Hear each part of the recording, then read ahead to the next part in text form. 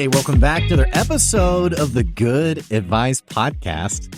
This is Joy Binns. Well, you're introducing yourself? Well, I mean, you pointed at me. I was pointing to be like, I don't know. We kind of just... What are you like introducing? Yeah, okay, sorry. That was my bad. Okay, all right, redo. Well, no. We gotta, one of the things that's true about the podcast, we just, whatever we say is what gets put online. So, right. Which could be dangerous. Maybe we need to get rid of that. But this is episode number 400. That's See? what you wanted me to say. 10 years of marriage. There you go. We got it. And you're tuning into the best resource to learn how to grow and scale your business. We have a special guest on the podcast, the most beautiful guest who's ever come on the show before. She's smart. She's funny. She's a genius. And it's so great to have you join me today. But first, before we dive into this amazing 400th episode, we do have a word for one of the amazing businesses that are sponsoring the podcast. Who are we sponsoring today? Who's sponsoring us today? Yes. So. Yeah, I'm just kidding. She doesn't know. We got that in post-production, so it's okay. We'll be right back soon. Don't forget, if you want to learn more about advertising on the show, you can reach out Blake at goodadvicecoaching.com. We also have our Patreon where you can support the podcast for as little as the price of a cup of coffee at patreon.com/goodadvice. We're going to be talking about the journey of entrepreneurship today, growing and scaling a business, our big 400th official episode. We'll be right back soon. Talk soon. There's one single piece of advice that I give to business owners who are ready to scale their business drastically. And that's knowing exactly what you need to hand off so that you can continue focusing on what you're an expert in. It amazes me when I talk to business owners who are doing their own bookkeeping and tax prep, and worse, that they're going through all this paperwork at 10 o'clock, 11 o'clock, even midnight, slaving away trying to make sense of all of the numbers for their business. Business owners who are making it happen have already figured out that you can't do it all yourself. That's why I recommend Steve Lay with Equity Business Solutions. Not only is he an expert in bookkeeping and tax prep, but what I love about Steve is that he'll sit down with you and help you make sense of the value of your business beyond just reading a spreadsheet.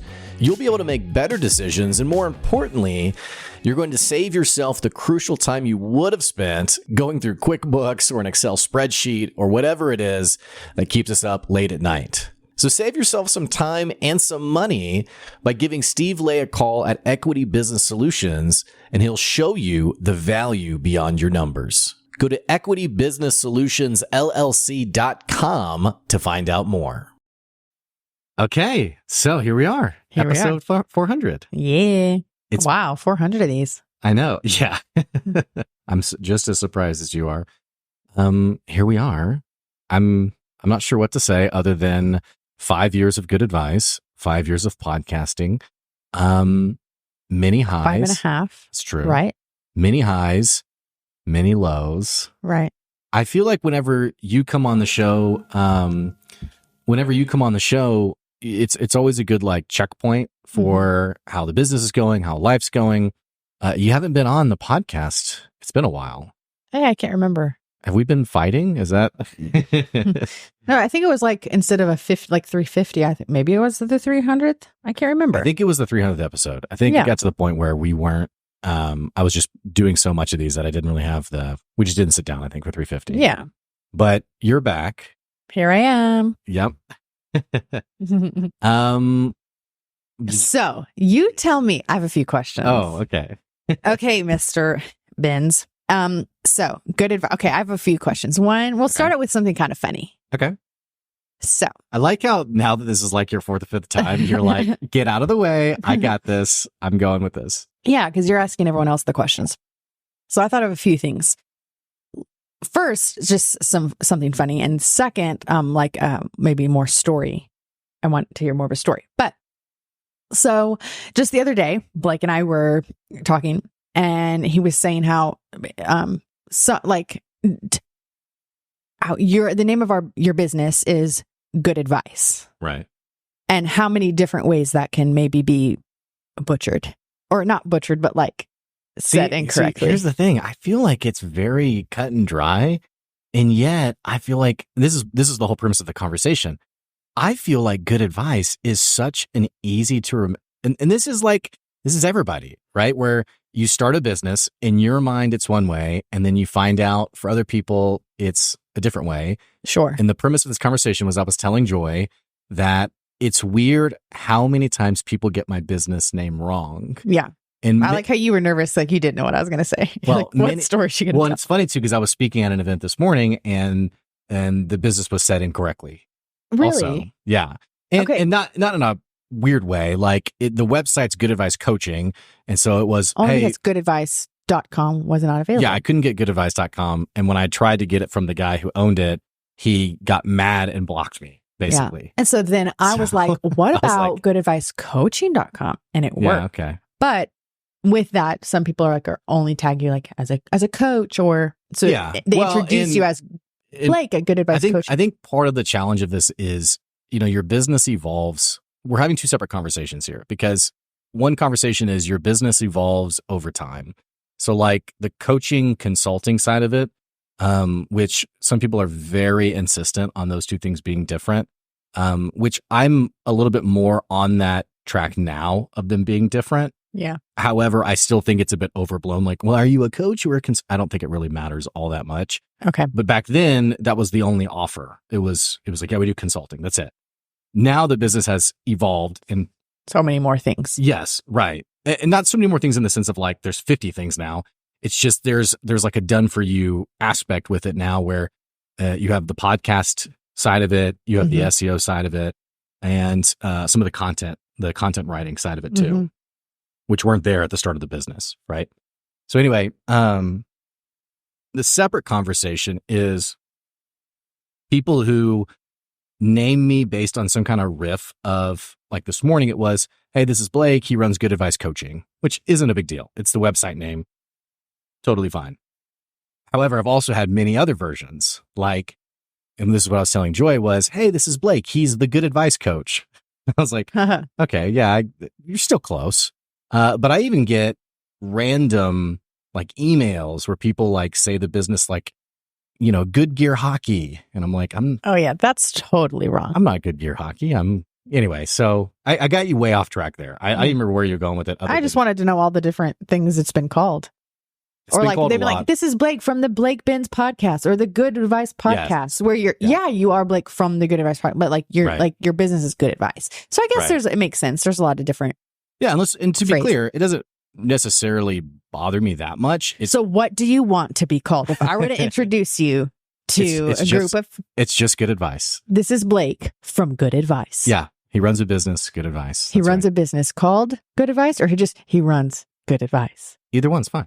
Now it's just semantic. And now see, people listening who know me in person, who've like seen me at events or whatever. What did I call it? Yeah, they're going to overthink this now. It's really not a big deal. I think the greater insight is there's always this image. It's kind of like when you look in a mirror, how you see yourself versus other people see you. Mm-hmm. And we just have we have such a precise image in our mind of how we're perceived, how we're talked about, what have you. And it's just not always the same. Now, I will say part of this has got me now on a track of changing the business website. Right. Instead of Good Advice Coaching. And it could be Good Advice Consulting, I guess, but it's pretty similar. Don't really reason to change it. I would love to get goodadvice.com. Yeah. Where's that one guy? Yeah. I mean, nothing against that guy. He just took it very personal because I even offered, I said, hey, I'll buy the website from you. And it got weird. He was like, what's your offer? And I said, well, what would be fair to you? And he took that very personal, or it seemed like he did. Oh. And was like, I think he wrote like, LOL, I have plenty of offers. And I was like, okay, well, what is it? And I'm just learning the way I do business is since I didn't go to business school, I don't have a business background in terms of like formal education. So I just do things that make sense, and it has worked pretty well for me. So for me, having a conversation about buying someone's website, I'm like, yeah, so tell me like, what do you, and I think for him, it was like, I've been to like negotiation training, like you never say the price first, like that. That was kind of the vibe I got. Okay. And I was kind of like, I really was not trying, and I'm probably painting this person a little too harshly. For all I know. Yeah, I thought he was just a jerk, but. I apologize to this guy who will never listen to this podcast. It was never my intention, but for all I know, I could have been the 10th person in a line of really slimy people he talked to, and I was just the person who got the brunt of it. Okay. But all that to say, I'm still holding out hope, of maybe one day. Maybe I'll talk to him. Well, yeah, maybe you should. But getting good advice, and honestly, like my passions have really evolved also. Like there's the leadership side of things that I really still love. And yeah, that's always been. Yeah, actively do that, which is different team events. But honestly, like the sales and marketing side of things, I've really resonated with too. Mm-hmm. And so I'm like, do I call it good advice marketing? And then I'm like, no, we're just adding like a different, then I'm kind of like, are we just like changing the last word of the name just for whatever I'm passionate about at any given time? But anyway, so I don't know. Well, I want to back up. You said something about how we perceive, like we look in the mirror and how we see ourselves versus other people's perception. And there is a really cool, can I do this? People say this, people in podcasts like refer to something and they're like, I'll put a link in the show notes. Can I say that? Can we do that? We can put okay. A link. So there's, it's pretty easy. I just put the link. Well, I'll have to find it because I don't remember if it was like, for Dove, like beauty brand, like I can't remember the, company that had this, like video campaign thing on YouTube or something. And it was of a man who was an artist, like he could draw. I think he worked for, your hair's really nice, by the way. Oh, thanks. I got a haircut. She did her hair before we got on the pod. Sorry. Anyone who's ADHD, I just threw you big time.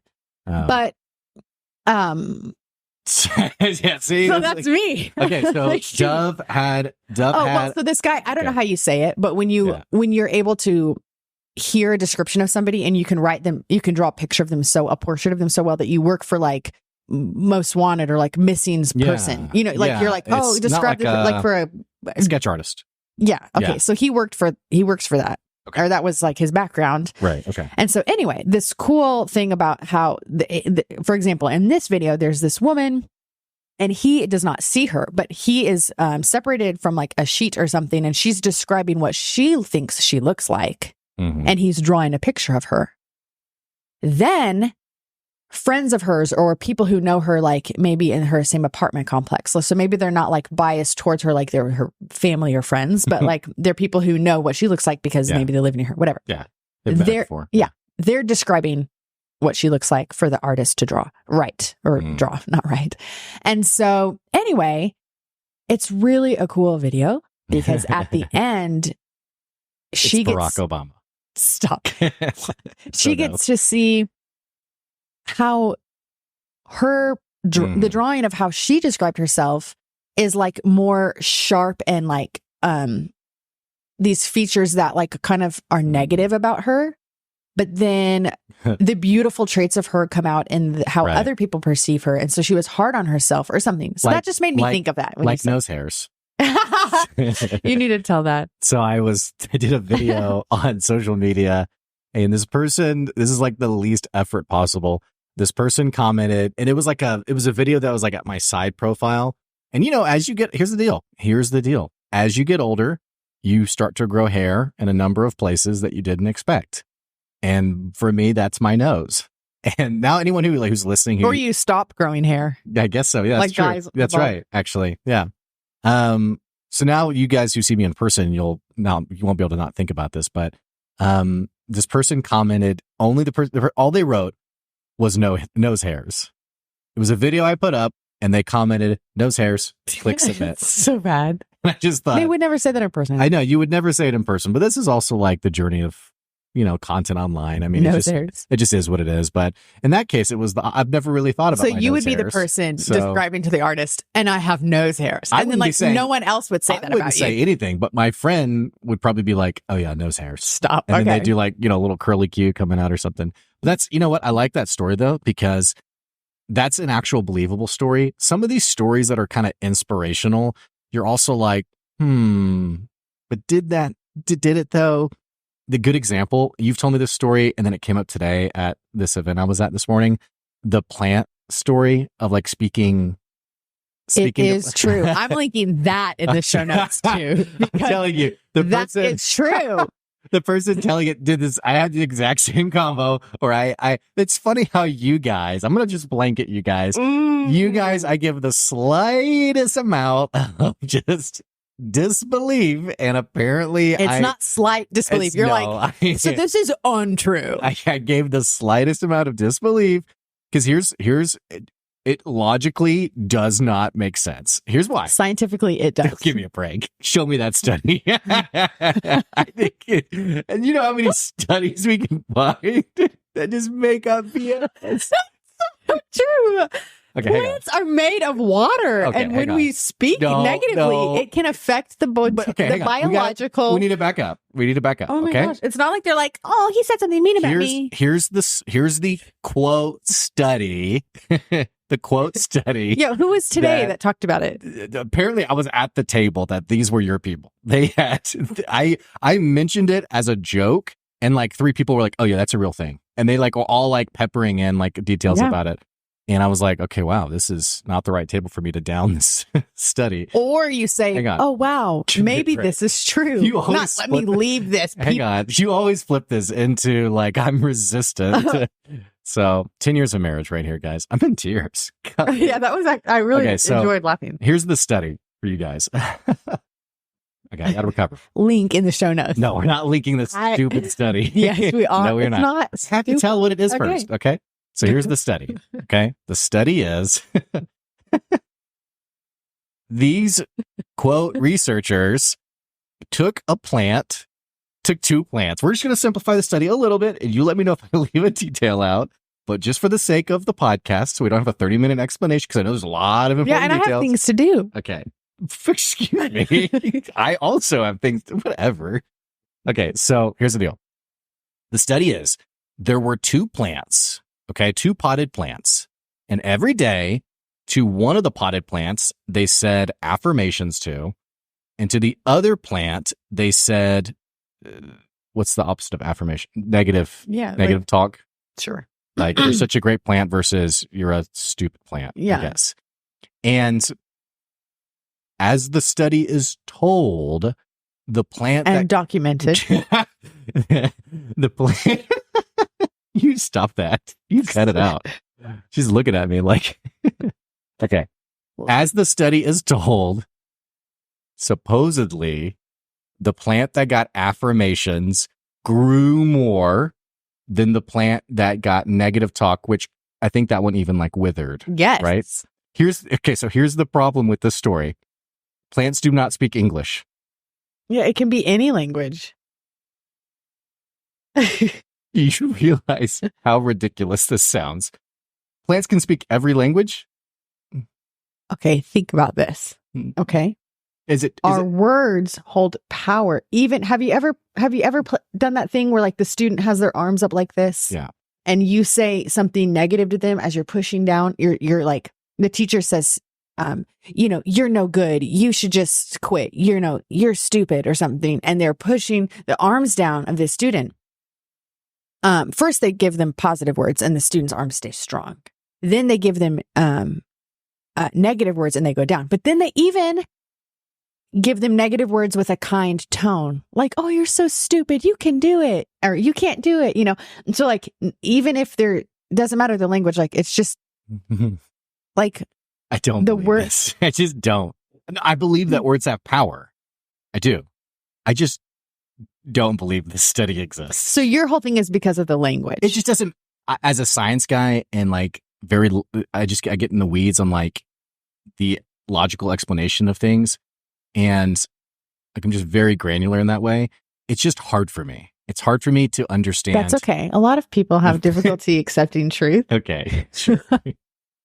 Anyway, let's get back to the podcast. Okay.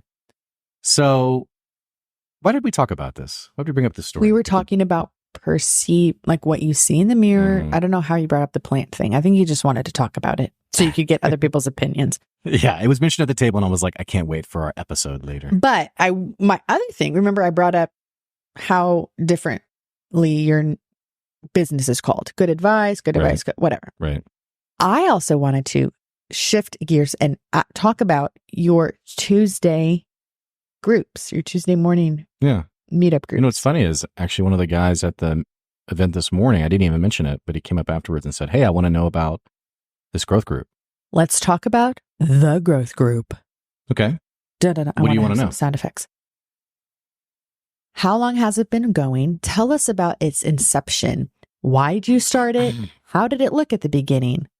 And how has it shifted? How has it, grown? And how has it impacted people? It's funny, thinking back, there's a lot of things that have changed tremendously in 5 years of good advice. And it's really probably the first time in 5 years that I have felt financially, optimistic isn't the right word, because there's definitely been times where I've felt very optimistic, like, wow, this is really great. But there's just like a clarity, especially these last few months. There's been like a clarity that's been really nice. But one of the things that's been an extension of that has been this growth group on Tuesday mornings. So going through your questions, it's been 5 years. So I started this around when I started Good Advice, not quite the same time. I think because COVID. I started Good Advice before COVID, actually. No, but I mean, like, you didn't start the growth group. I did, actually. Oh, yeah. You guys met on Zoom. Before COVID, we were meeting, and we used to rotate. We'd go to the old Puritan. For those of you who are not local to Northwest Arkansas, he's naming different coffee shops. Yeah, we went to the Puritan up where Burton's Creamery was. So we would rotate Fayetteville, Springdale, Bentonville. Okay. And we would do the coffee shop up there at Kennedy Coffee. And then we'd do Red Kite, which back then was Onyx Coffee. Okay. And so we would rotate. And back then it was, every time we met, it was a different topic. We're going to talk about customers. We're going to talk about marketing. We're going to talk about employees. And I would just present to the group. And back then, the group was on meetup.com. Right. So the group was on meetup.com. I started this group because, like the podcast, I had nothing to do. I didn't have any customers. Right. And someone had recommended to me, they said, hey, why don't you, if there's not a tribe out there, why don't you start one? Why don't you get something together on Facebook or Meetup? I had never heard of meetup.com. And I was like, you hadn't? I never heard of it. Oh. And so I got on there, I made the group. I had to pay like $18 or something. I can't remember. I would just mooch off the website until it was like, yeah, you have to pay. I was like, I'm done. Well, it got to I made the group and like immediately it filled with like 200 people. Okay. And I was like, wow, people actually use this website. Sorry, meetup.com. They didn't sponsor this episode, obviously. But it immediately had like 200 people on the group. And I was like, oh, wow, that's really cool. And then we put our first event on the calendar. And we had like around like maybe 15, 20 people show up at the very first one. Long story short, COVID happened. We went online to Zoom. It got to around maybe late 2021 when COVID was kind of petering off. It went back to in person. And we have been hosting this group now since, I guess, over 5 years now. So on Tuesday mornings. Talk about some of the growing pains. Yeah. Well, and I think this is an insight around the value of doing things consistently. I was just thinking about that. It's going to be a lesson in being like persistent and consistent, and the fruit of that. This event I was at this morning, the guy running it, Steven, he was talking about the event and he said, he said something along the effect of, I've learned that anything I want to build is going to take 3 years to build it. And I even like some Legos or something. Yeah, you're really slow at it, I guess. Wow. There's a whole culture of adult. Oh yes, Lego. I think it's kind of cool, but I don't think it takes those individuals 3 years, unless I bet there's people out there who have like a mega Lego that's like every weekend. It's like I'm gonna do a little bit more, like an hour more on it, and it's like I don't know. So this is the ADHD thing again. Let's go back. Okay, sorry. Okay. So anyway, I've learned that I'll say two things. Anything worth doing really does take time, and there are not shortcuts for it. On the same token, I've learned that many people will pay to do it faster and quicker, and 99% of those people will be disappointed with how they spent their money, because some things simply take a deep amount of time and persistence to build. And here's the reason why, is because two things. It's like an oven versus a microwave. Yeah, and the product you get out of the microwave is never as good. Especially leftover lasagna. Are we eating that later? Or No, I'm just saying you get it out, and part of it is steaming hot that you burn your tongue. Yes, and that's the right. other part and it's is like still cold in the center. Yeah, right. Yeah. Right. Yeah, I mean, I think it's the exact same concept. I think that sometimes it's not unlike, this comes up a lot like in the leadership space of like, I want a really compelling culture. I want an awesome team. And people don't realize that like, there's no pizza party that creates that. You create that through insistence day after day after day. And in the same, yeah, go ahead. Oh, and in the same way, here's what you can know about the path to success in your business. There's two things. One, I'm not smart enough to know how to pull a lever and exponentially grow my business by tomorrow. I'm not that smart. Wrong lever. Sorry. I'm just bringing the levity here. And I don't mean this in a hurtful way. For you all listening, 99% of you are also, just like me, not smart enough I'm talking like, when I say smart enough, I'm talking about like a business prodigy, like business genius, like 1 in a million. I'm not that guy. And most of our listeners are not. So because of that, if they are, they should be making a podcast. They probably already have one. Yeah. Honestly. And it's pretty massive. Now, I will say, as a random aside, a lot of people pretend to be that person and they leave out the fact they've been running the business for 10 years and they're like, oh, I just quit my job and this is amazing. Yeah. You know? Overnight. Right. But point being, there is magic in success. The magic to success in business is found in insistence and persistence. Like consistent? Insistence. Like I'm insisting, I'm being intentional. Like I'm going to insist on certain routines and things that I'm going to do. Like a perfect example is I just have a way of working with my customers that is important to me. Getting back to the growth group, I think it's funny when I was just at this event this morning, I keep saying this, but Scott, one of my customers, was there and he overheard us talking about the growth group and he jumped in and said, oh yeah, you got to go. It's my favorite. It's one of my favorite things to go to every week. That's nice. And I hear this a lot from people where they say, oh, it's one of my favorite things to go to. I've heard it too. So it's sweet. When I reflect on what has made this event special to a dozen or so business owners every week is I think a lot of people like the outcome and they don't always like the process because building it to what it is today, and I don't know what it'll be like 5 years from now. I mean, it could be something even bigger. I don't know. Maybe it'll always just stay small. I have no idea. And I'm okay with that too. But a lot of people don't see the grueling, embarrassing, hard commitments that get you there. Right. Like the times where I would come home. This was more after COVID. This was the case because after COVID, the group felt like it kind of There was some uncertainty of like some people like, do I go in person? Well, and some business owners who were really active before COVID, I've never seen them again since. Okay. I think their business just didn't make it. Okay. But anyway, point being, I told myself, I feel like this is important. I feel like it's important because I wanted something like this when I started my business. Right. And it wasn't available.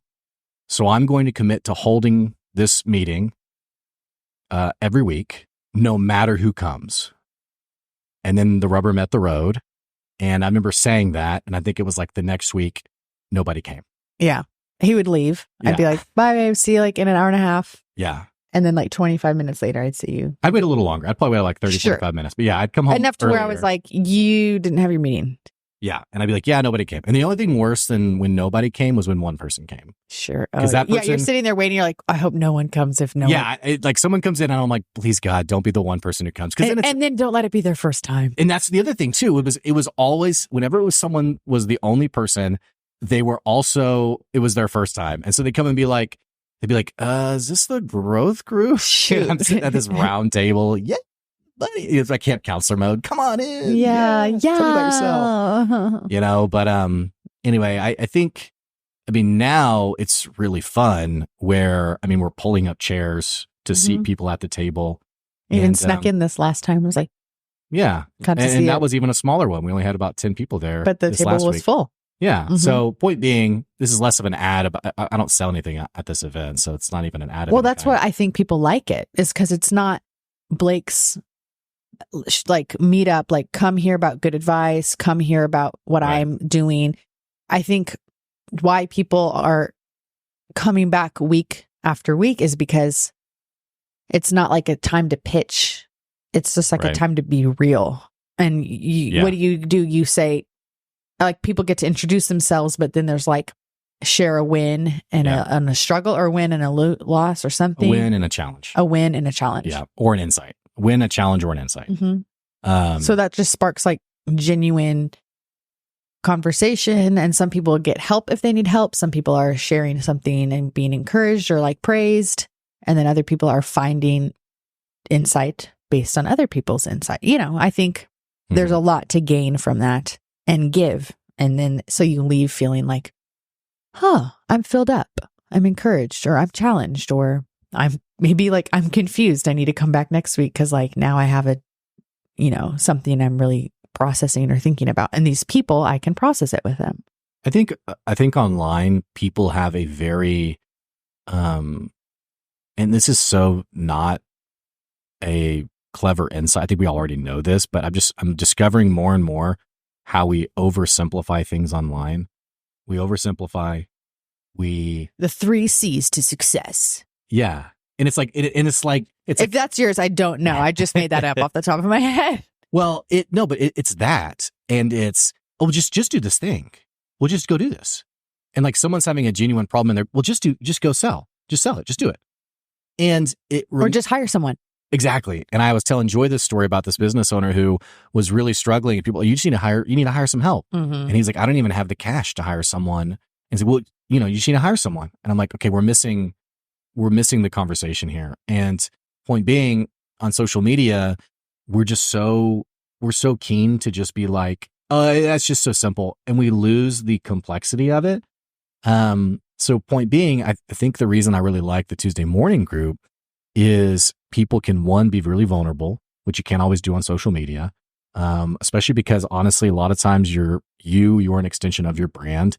And so to get on social media and talk about challenges you're facing, I mean, I think communication get really cross and people don't always understand the context. Sure. You don't want to necessarily disclose that online. Well, here's a great example. I guess. November and December were amazing months for good advice. January was my lowest month since July, August of last year.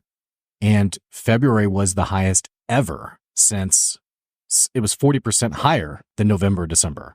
So it was even better than what my previous better was. Mm-hmm. Well, I'm not going to get on social media in January and be like, this is the worst month I've had in 6 months. Now, that is true. Now, I have the added context of understanding that when you run a business, businesses are very much peaks and valleys, and you will have seasons of feast and seasons of famine. And ideally, you are systemizing your business, what you sell, in a way that there's consistency there, where people are buying no matter the season or time. But you doing okay? Yeah, sorry. So yawned. It's okay. I was like, I'm losing you now on this one. No, I'm listening. But point being, now my ADD, what was I just saying? You were saying there's going to be feasts and famines, seasons of. Oh, yeah. Well, when you're running a business, you sometimes just have a bad month. It just happens. Yeah. But for me to get online and be like, this was my worst month I've had since last summer, someone who doesn't understand the context of business, hey, are you going out of business? Nothing's happening. It's just these months happen. Yeah. So point being, I keep saying point being, getting to come to the group on Tuesday mornings, you get to air out some of those conversations and be vulnerable. Yeah. In a way where people can actually walk it through, have a conversation. Right. I had one guy come into the group who was quitting his job to start working somewhere else, and he wanted to air that decision out, which he couldn't do online. Right. He couldn't do it publicly because it would put him in a really challenging place professionally. So to be able to have that conversation, that's a little bit of what's special about that group, I think. So if you're listening and you're not local to Northwest Arkansas, again, just wait for us to have really bad weather where you put it on Zoom and just hop on. I have had people come on via Zoom. Yeah. Do you he really didn't know I was going to bring this up. So where do you share about the info of your group?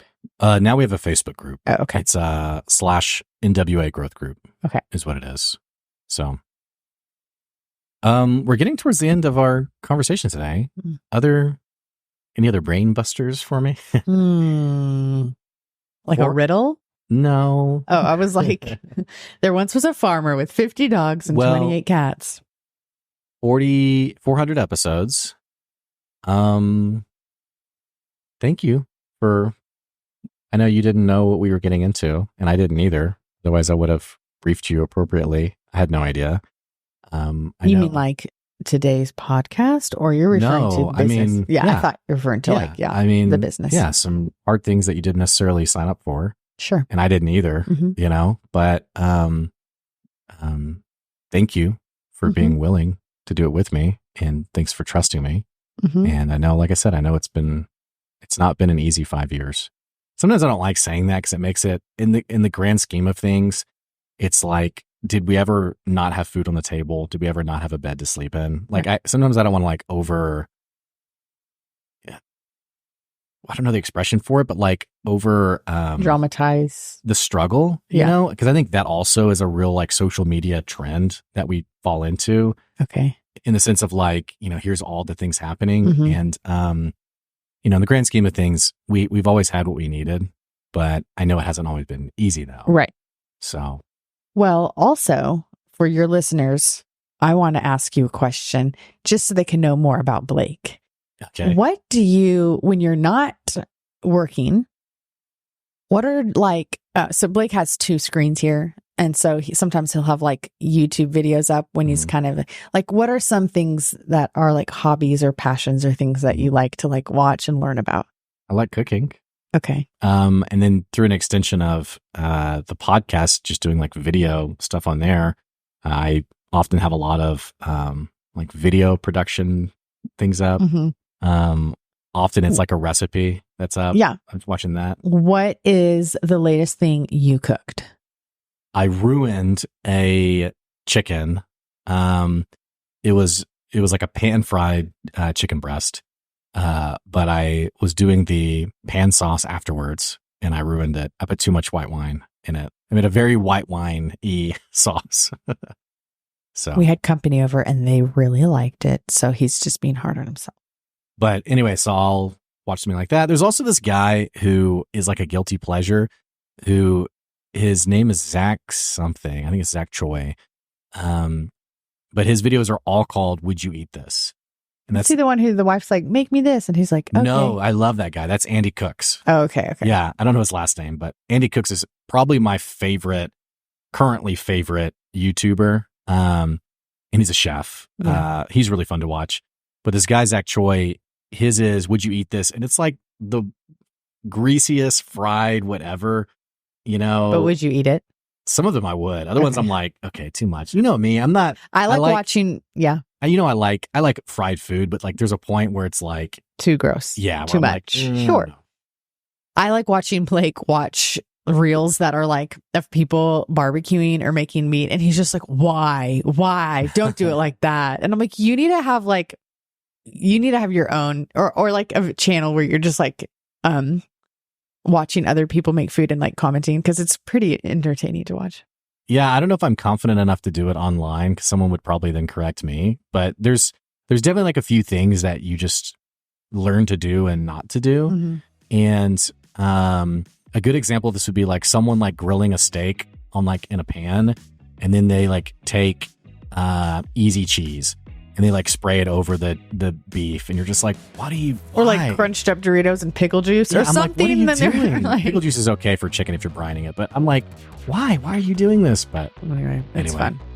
All right, 5 years of good advice, 400 episodes. We'll bring you back sometime in the near future. Any last good advice for our listeners today?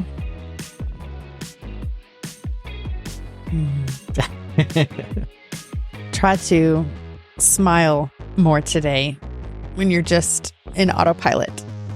Okay. Sometimes you can just be like, oh, I think I was thinking and frowning. Yeah. And just smile. Yeah. I don't know. That just came into my brain. It's a nice little optimistic nugget. So, Anywho, that is today's episode. I hope you enjoyed today's show. We'll be back next week for some more good advice. Don't forget, if you're enjoying the podcast, make sure you leave us a review. You can subscribe to the podcast, follow the podcast, and continue to get good advice wherever you are. Don't forget also, we have the Patreon for the podcast. You can also get your business advertised on the podcast at blake@goodadvicecoaching.com. And that's all we got. Thanks, Joy. Yep. See you guys. Bye.